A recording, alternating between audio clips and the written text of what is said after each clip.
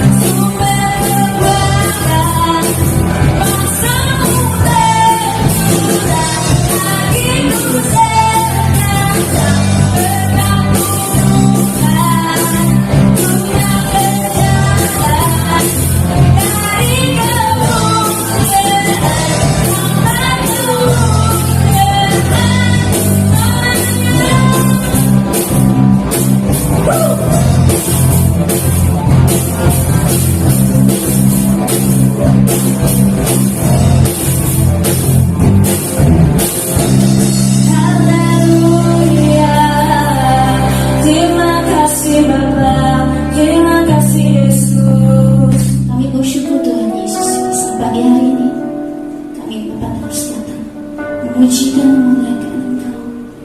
Tuhan, pada saatnya kami menyatakan kerinduan kami Tuhan untuk menyembah Engkau. Hati kami rindu untuk datang kepada Engkau ya Bapa. Hanya dekat padamu ya Tuhan kami merasakan ketentraman, kami merasakan damai. Karena di tengah-tengah pergolakan dunia pada saat ini, kekhawatiran, kebimbangan, kerisauan sentiasa ada.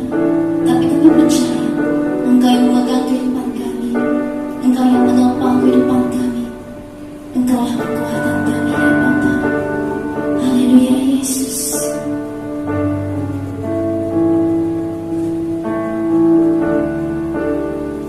Dekat padamu itu rinduku.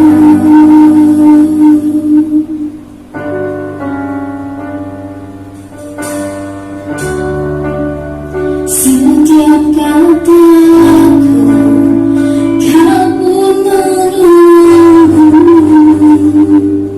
Tak kusangka ku temukan satu kasih yang abadi. Kini ku dapat dan ku bahagia.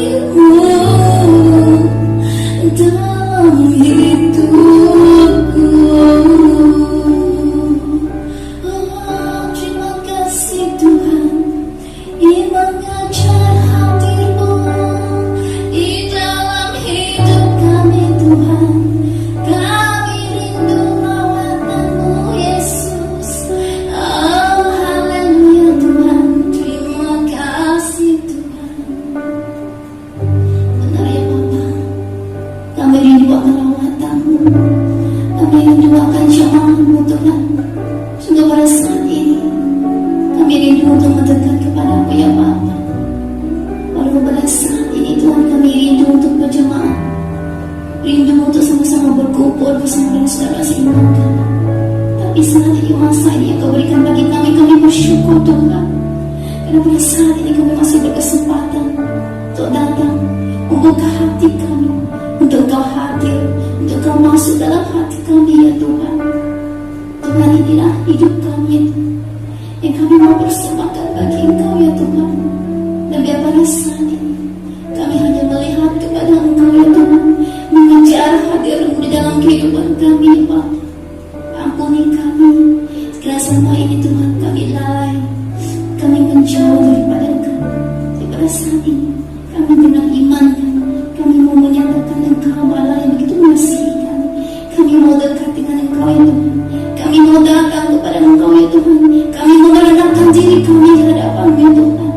Tuhan, ini kami anak-anak-Mu yang Kau kasihi. Tolong kami, bantu kami, pimpin hidup kami, agar kami terus bersandar dan benar berharap kepada Engkau ya Tuhan.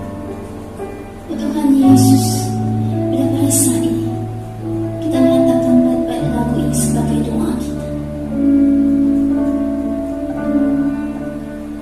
Memandang wajah-Mu, mengikuti kebaikan-Mu, mengejar hadir-Mu dalam hidupku.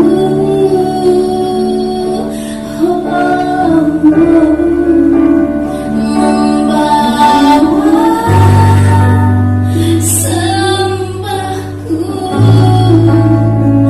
menyatakan kebesaran-Mu, mengejar hadir-Mu dalam hidupku.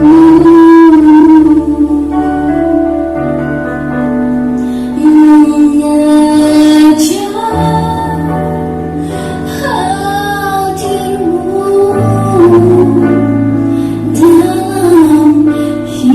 dalam hidup kami Tuhan. Terima kasih ya Tuhan. Terima kasih ya Bapa. Ini doa kami Tuhan. Ini sembah kami. Ini pujian kami ya Tuhan. Yang kami angkatkan, kami serahkan hanya di dalam nama Engkau Yesus Kristus. Kita semua telah pun berdoa. Amin. Haleluya. Seterusnya kita mempersilakan Pastor Edwin kita untuk berkongsi firman Tuhan kita. Salam semua jemaat dan para pendengar yang Tuhan Yesus kasihi. Pagi hari ini kita bertemu sekali lagi di dalam ibadah online kita pada minggu ini. Kita dipertemukan ini bukan karena kebetulan, tapi kita percaya semuanya adalah oleh karena Tuhan. Amin. Jadi terima kasih atas pujian penyembahan pada pagi hari ini. Biarlah semuanya untuk kemuliaan nama Tuhan. Kita meneruskan kebaktian kita pagi hari ini dengan mendengarkan firman Tuhan. Sebelum itu, mari kita berdoa. Kami bersyukur kepada-Mu ya Tuhan Yesus pada pagi hari yang indah ini, kesempatan yang sungguh indah untuk kami sama-sama datang kepada-Mu dan memuji menyembah Engkau ya Tuhan Yesus. Pagi hari ini sebentar kami akan mendengarkan firman-Mu. Pakailah hamba-Mu yang akan menyampaikan firman-Mu, agar hamba-Mu ini Tuhan menjadi segala berkat kepada seluruh jemaat dan pendengar pada pagi hari ini dimanapun berada. Sertai dari awal sehingga selesai. Di dalam nama Tuhan Yesus kami berdoa. Amin. Tema firman Tuhan pada pagi hari ini adalah hidup bagi Tuhan. Sekali lagi, hidup bagi Tuhan. Tuhan memberikan kepada kita kesempatan untuk hidup di dalam dunia ini. Namun kesempatan itu bukan hanya sekadar hidup dan bekerja untuk mendapatkan semua pencapaian, kemudian setelah itu selesai. Tetapi lebih daripada itu, Tuhan menganugerahkan hidup ini kepada kita sebagai kesempatan untuk melayani Tuhan dan menjadi berkat. Bapak Ibu yang terkasih dalam Tuhan Yesus Kristus, hidup kita seharusnya bukan untuk kepentingan kita sendiri, tetapi untuk Tuhan dan melayani Tuhan yang telah memberkati kita. Pandemik ini membuat semua orang bertanya dalam dirinya tentang apakah makna hidup yang sebenarnya. Melalui pandemik ataupun COVID-19 ini membuatkan semua orang ataupun membuatkan kita bertanya dengan diri kita sendiri tentang apakah makna kehidupan kita yang sebenarnya dalam dunia yang semakin hari semakin mencabar, semakin hari semakin sukar kita lalui. Nah, ketika banyak orang tanpa mengenal usia meninggal kerana terkena virus COVID-19, bahkan waktu ini sangat cepat berlalu, begitu cepat sekali berlalu, yang tanpa kita sedari, pejam celik kata orang, kita sudah pun masuk di bulan Oktober. Okay? 2 bulan lagi ke penghujung tahun 2021. Itulah sebabnya dalam waktu-waktu ini kita perlu merenungkan. Kita perlu merenungkan dan mengubah cara hidup kita supaya kita tidak kembali kepada keadaan yang dulu, keadaan yang sebelum ini, yang hidup hanya untuk kepentingan diri sendiri. Melalui pandemi ini mengajar kita apa kehidupan yang sesungguhnya. Banyak hal, banyak perkara yang tak dapat kita lakukan oleh kerana pandemik, sehingga membuatkan kita memikirkan apa yang sepatutnya kita lakukan dalam kehidupan ini. Dan mungkin kita bertanya, saya hidup untuk apa? Apa yang saya layani dalam hidup ini? Apa yang saya kerjakan dalam kehidupan ini?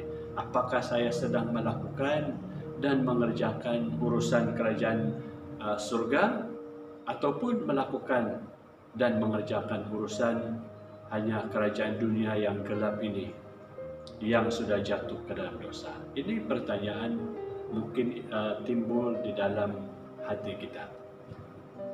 Hanya ada 2 kerajaan di dunia ini, saudara pendengar.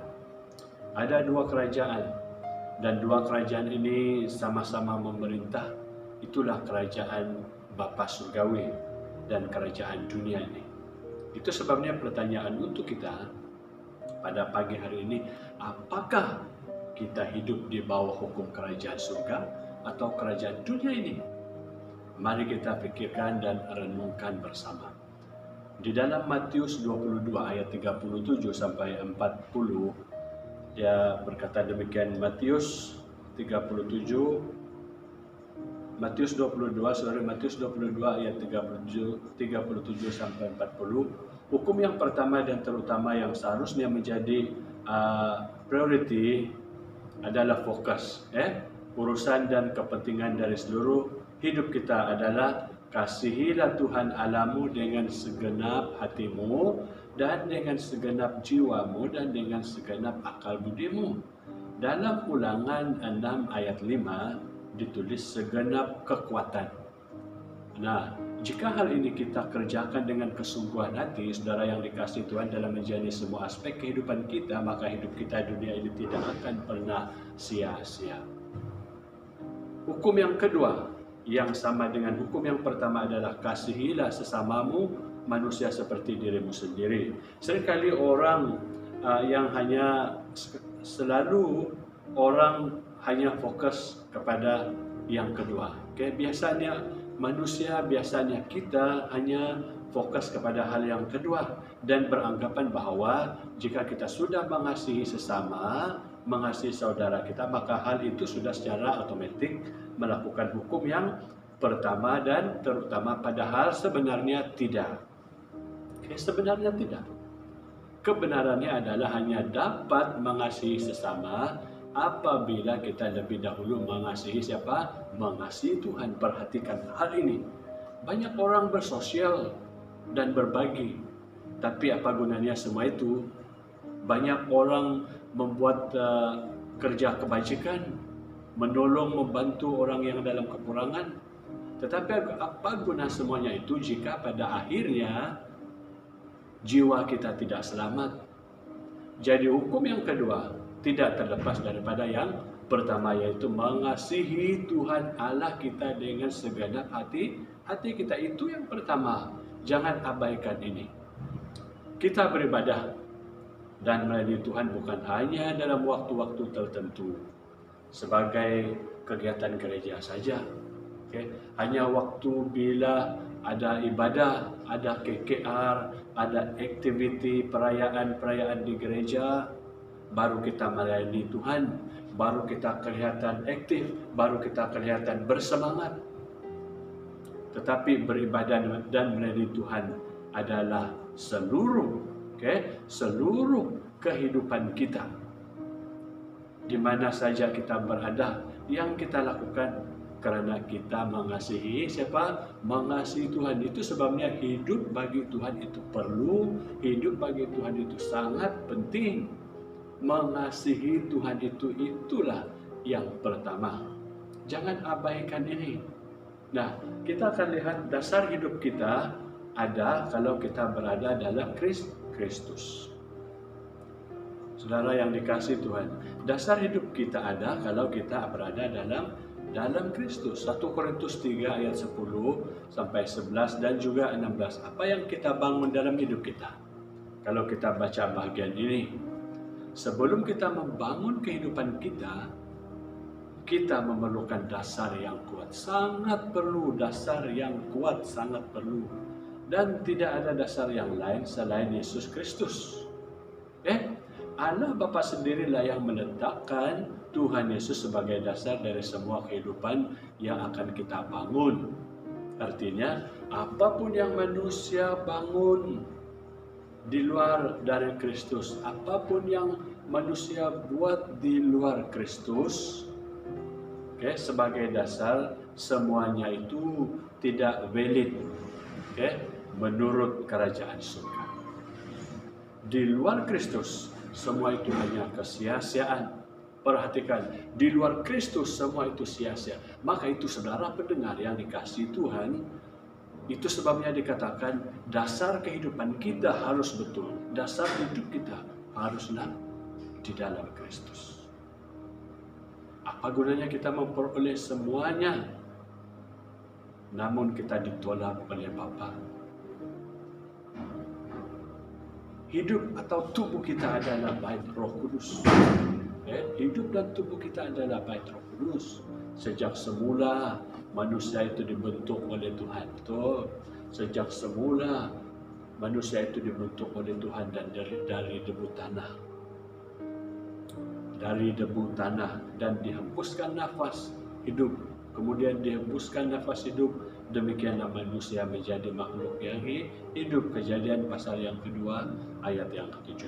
Tuhan mengembuskan nafas hidupnya, Roh Kudus, roh kehidupan, sehingga manusia hidup. Maka sejak itulah manusia diciptakan menjadi tempat dan bait di mana Roh Kudus tinggal, dan bukan tempat roh jahat dan kerajaan dunia ini tinggal. Namun setelah manusia jatuh ke dalam dosa, maka kita diberikan pilihan. Kita diberikan pilihan, apakah kita memilih Tuhan Yesus yang mati di atas kayu salib dan menjadi keselamatan untuk kita, ataukah kita tetap memilih hidup kita sebagai tempat tinggal bagi semua hawa nafsu dunia ini. 1 Korintus 3 ayat 12 sampai 15. Setelah kita memiliki dasar itulah Tuhan Yesus di ayat yang sebelumnya, maka ayat ini menjelaskan apa yang kemudian kita bangun di dalam kehidupan kita. Setelah kita memiliki dasar yang kuat yaitu Tuhan Yesus, ayat yang sebelumnya yang telah dibaca tadi, yang saya telah sebutkan tadi, maka ayat ini 1 Korintus 3, 12 ayat 15 menjelaskan apa yang kemudian kita bangun dalam kehidupan kita, apakah itu emas, perak, batu permata, kayu, rumput kering atau jerami.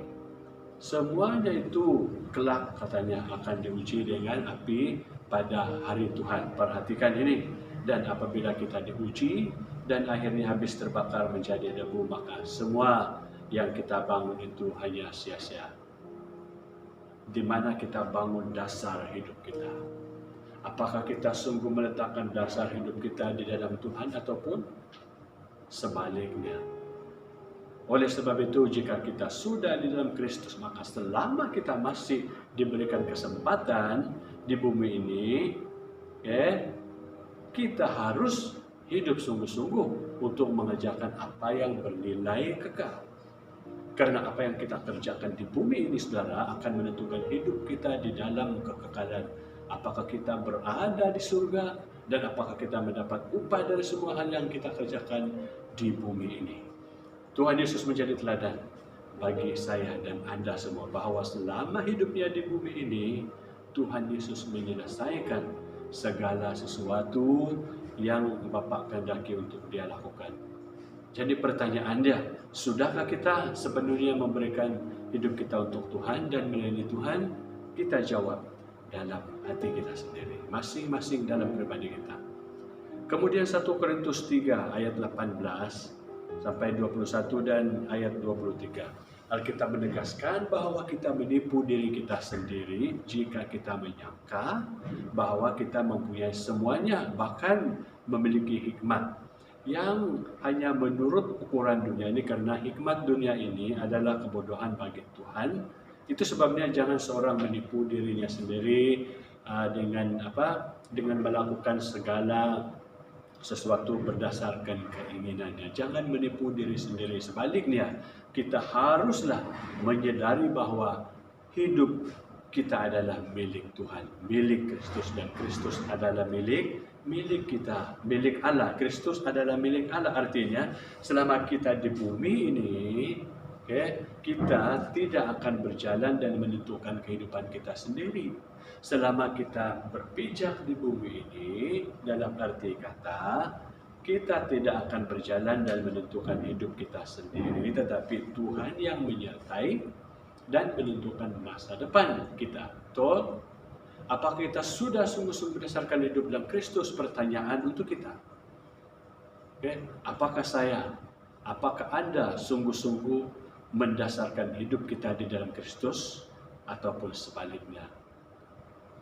Yang kedua, mendengar dan melakukan firman Tuhan adalah dasar yang kokoh, dasar yang kuat.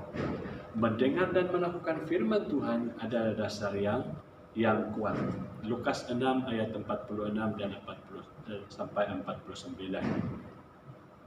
Ada dua macam dasar. Kalau kita lihat mendengar firman Tuhan dan melakukannya diumpamakan seperti seorang yang membangun rumahnya dengan menggali dalam-dalam. Cerita ini biasa. Selalu kita dengar. Dia menggali dalam-dalam dan meletakkan dasar di atas batu, kuatlah di atas batu, sehingga rumah itu tetap kokoh, tetap kuat, tetap berdiri sekalipun diterpa banjir atau badai. Sedangkan orang yang mendengar firman Tuhan tetapi tidak melakukannya sama seperti seorang yang mendirikan rumah di atas tanah, di atas pasir tanpa dasar yang kuat, sehingga ketika banjir melanda, ribut melanda, maka rumah itu roboh dan kerusakannya pun sangat hebat, sangat dahsyat. Demikianlah kehidupan kita digambarkan sebagai bangunan, sebagai rumah. Bangunan atau rumah itu akan kuat atau kokoh dan bertahan hingga akhir apabila kita mendengar dan taat melakukan firman Tuhan. Para pendengar dan saudara yang Tuhan Yesus kasihi, apakah dalam kehidupan kita selama ini kita mendengar dan melakukan firman Tuhan, ataupun kita hanya menjadi pendengar yang baik tetapi tidak melakukan firman Tuhan. Banyak orang dapat menjadi pendengar yang baik. Banyak orang yang menjadi pendengar yang baik tetapi melakukan firman Tuhan itu tidak dilakukan. Mungkin melakukan juga tetapi hanya sebahagian yang dilakukan. Di manakah kita, kedudukan kita sebagai orang yang menggelarkan kita sebagai orang percaya kepada Tuhan? Kita katakan saya orang Kristen, kita katakan saya orang yang kuat berdoa, tetapi adakah Anda melakukan firman Tuhan atau mendengar saja? Bila kita dinasihati, bila hamba Tuhan, bila saudara marah kita, menegur kita, mengatakan bahwa apa yang kita buat adalah salah, mungkin kita katakan, oh saya tahu, saya lebih tahu daripada kamu. Tetapi kamu tahu, tapi tidak melakukan itu sama seperti orang yang mendirikan rumah di atas pasir, dasar yang tidak kuat. Mendengar pengetahuan saja tidak cukup, saudara.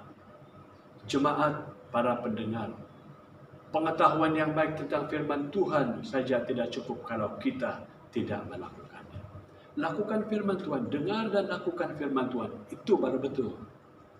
Kalau Anda tidak melakukan firman Tuhan, hanya menjadi pendengar yang baik, tidak melakukan firman Tuhan, sia-sialah hidup kita. Itu sebabnya hidup dalam Kristus itu penting. Harus mendengar dan melakukan firman Tuhan, baru kita kuat. Dan seterusnya kita hidup untuk membangun kerajaan Allah di bumi ini. Tuhan mengkehendaki agar kita melakukan kehendak Bapa di surga. Dengan cara itu kita menjadi bagian daripada keluarga Allah. Matius 7 ayat 21 dan juga Matius 12 50. Karena karena Bapa katanya menghendaki agar kehendaknya dinyatakan di bumi ini seperti di surga. Selama di bumi ini Tuhan Yesus melakukan apa kehendak Bapa di surga dan menyelesaikan pekerjaan dengan baik. Yohanes 4 ayat 34. Kita harus mengerti panggilan hidup kita di dalam dunia ini, di bumi ini, yaitu melakukan kehendak Bapa di surga dan menyelesaikan pekerjaan di dalam dan melalui kehidupan kita. Karena apa yang Bapa rancangkan di surga harus terjadi dan dinyatakan di bumi ini.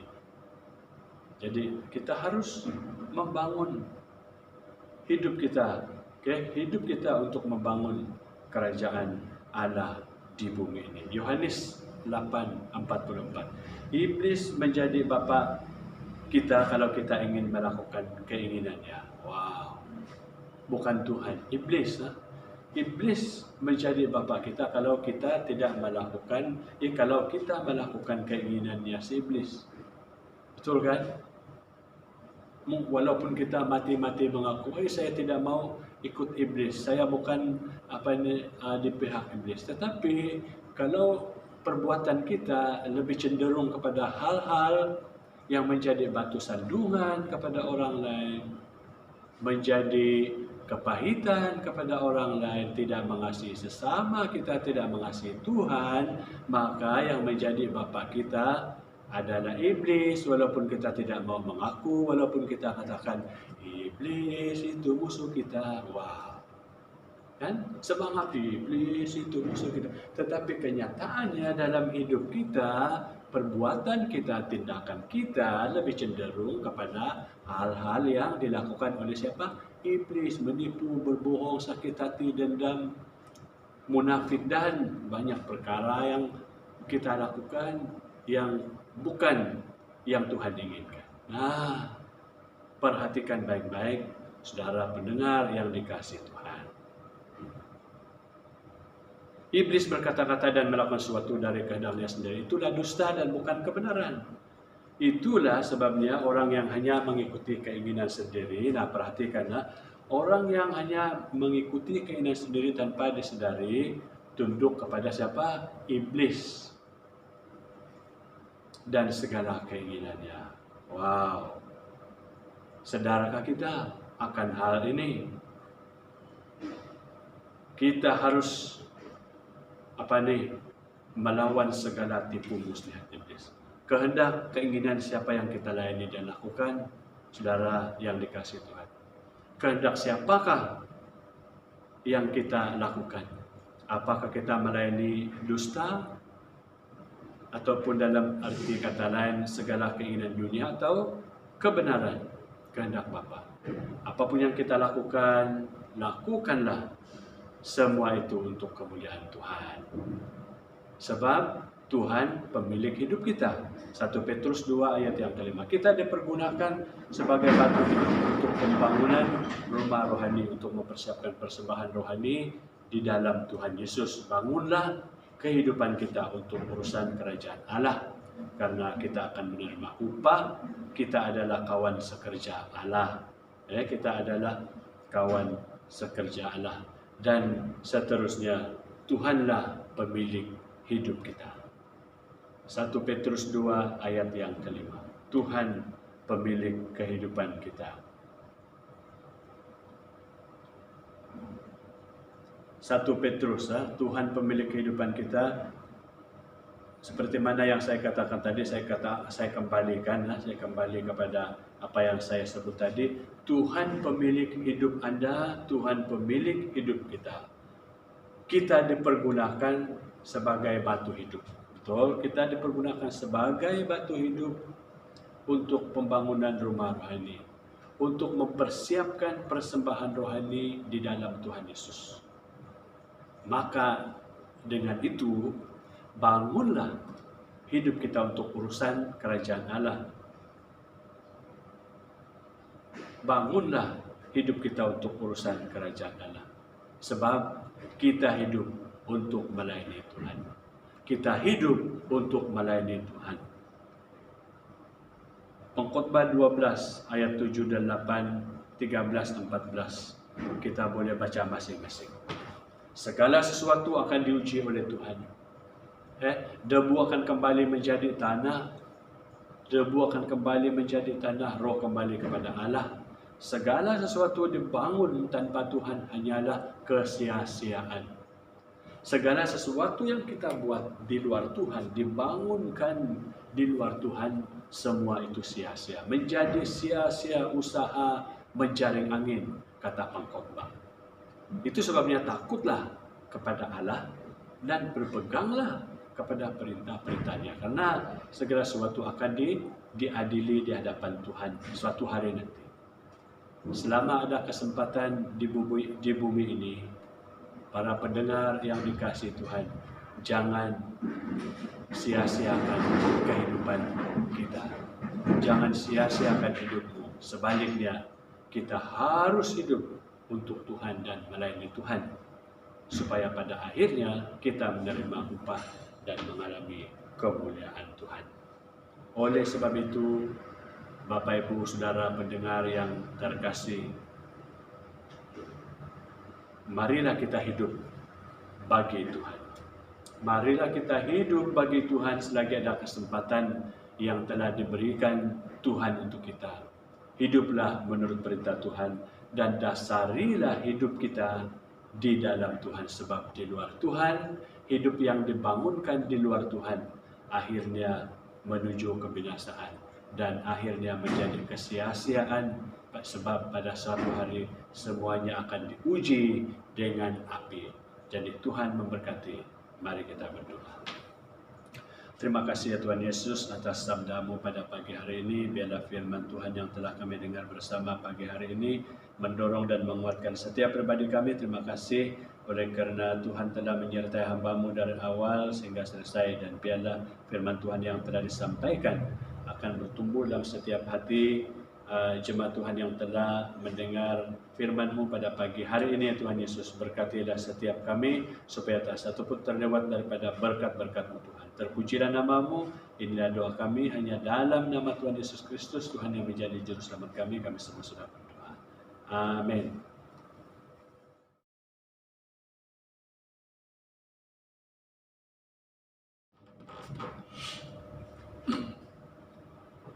Kita meneruskan ibadah kita dengan acara perjamuan Tuhan pagi hari ini. Saya percaya kita sudah sediakan hati kita untuk menerima dan turut serta mengambil bagian dalam perjamuan Tuhan pagi hari ini. Saya baca firman Tuhan, yaitu yang saya ambil daripada 1 Korintus 11 ayat 23. Saya baca untuk kita. Sebab apa yang telah kuteruskan kepadamu telah aku terima dari Tuhan, yaitu bahwa Tuhan Yesus pada malam waktu ia diserahkan mengambil roti, dan sesudah itu ia mengucap syukur atasnya, ia memecah-mecahkannya dan berkata, inilah tubuhku yang diserahkan bagi kamu, perbuatlah ini menjadi peringatan akan aku. Demikian juga ia mengambil cawan sesudah makan lalu berkata, cawan ini adalah perjanjian baru yang dimeteraikan oleh darahku, perbuatlah ini setiap kali kamu meminumnya menjadi peringatan akan aku. Jelas dalam ayat ini mengatakan ataupun menjelaskan kepada kita semua bahwa setiap kali kita mengambil bagian dalam perjamuan Tuhan, kita akan ingat, katanya, perbuatlah ini menjadi peringatan akan aku. Ingat apa yang Tuhan telah lakukan 2000 tahun yang lalu. Bapak Ibu dan jemaat yang Tuhan Yesus kasihi, pagi hari ini air dan roti yang kita makan dan minum melambangkan tubuh dan darah Tuhan. Jadi saya percaya dimanapun kita berada pagi hari ini, semua kita sungguh-sungguh mengerti, sungguh-sungguh memahami mengapa kita mengambil bahagian dalam perjamuan Tuhan. Kita ingat kembali apa yang Tuhan telah kerjakan untuk kita. Semuanya bukan karena kebaikan kita, tetapi semuanya adalah oleh karena kita sepatutnya dihukum, namun Tuhan yang mati berkorban untuk kita demi menebuskan kita daripada dosa-dosa kita. Sungguh baik, sungguh sangat luar biasa apa yang Tuhan telah lakukan untuk kita semua sebagai manusia yang penuh dengan dosa. Puji Tuhan, pagi hari ini kita dapat mengikuti perjamuan Tuhan ini sebagai peringatan untuk kita apa yang Tuhan telah lakukan 2000 tahun yang lalu. Jadi kita akan sama-sama mengambil roti dan air. Kita boleh sediakan.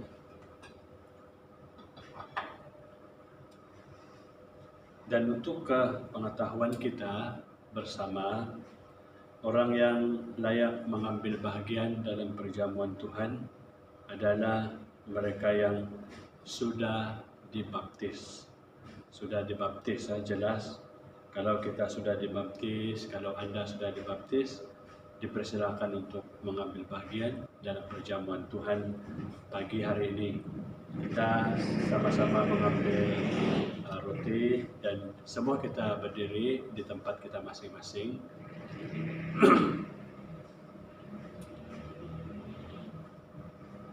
Kita akan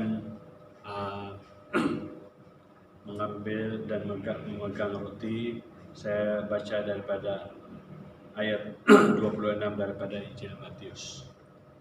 Dan ketika mereka sedang makan, Yesus mengambil roti, mengucap berkat, memecah-mecahkannya, lalu memberikannya kepada murid-muridnya dan berkata, ambillah, makanlah, inilah tubuhku. Mari kita makan bersama.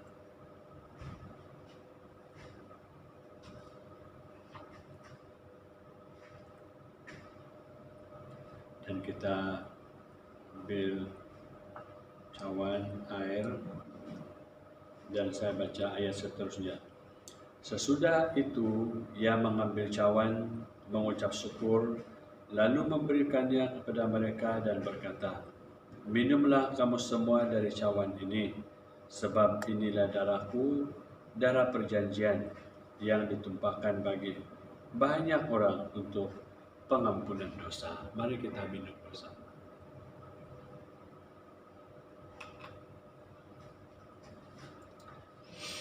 Ya Tuhan, bersyukur kami pagi hari ini atas apa yang Tuhan telah lakukan 2000 tahun yang lalu. Semuanya demi menembuskan kami daripada dosa-dosa kami. Terima kasih ya Tuhan Yesus, sebab Engkau mengasihi kami sehingga Engkau rela berkorban, mati di atas kayu salib menggantikan dosa-dosa kami. Dan berkatilah setiap kami yang turut serta mengambil bahagian dalam perjamuan Tuhan pagi hari ini, seperti mana firman yang telah dibacakan pagi hari ini. Setiap kali kami mengambil bahagian menjadi peringatan akan apa yang Tuhan telah lakukan untuk kami. Terima kasih Tuhan, biarlah kami menjadi pribadi yang terus bersemangat melayani Tuhan, terus bersemangat memberitakan tentang kematian dan kebangkitan Tuhan Yesus dimanapun kami berada. Dan kami percaya bahwa setiap kami pada pagi hari ini sungguh-sungguh diberkati melalui upacara perjamuan Tuhan pagi hari ini, dan setiap kami diberikan kekuatan, semangat, gairah untuk terus hidup bagi Tuhan. Haleluya Tuhan, ini doa kami hanya di dalam nama Tuhan Yesus. Kami sudah berdoa. Amin. Upacara perjamuan Tuhan hanya sampai di sini, sekaligus mengakhiri ibadah kita pada hari ini. Dan sekali lagi saya ucapkan terima kasih sebab kita dapat meluangkan masa ini bersama-sama dalam ibadah online. Dan kita jumpa lagi pada minggu yang akan datang. Tuhan memberkati.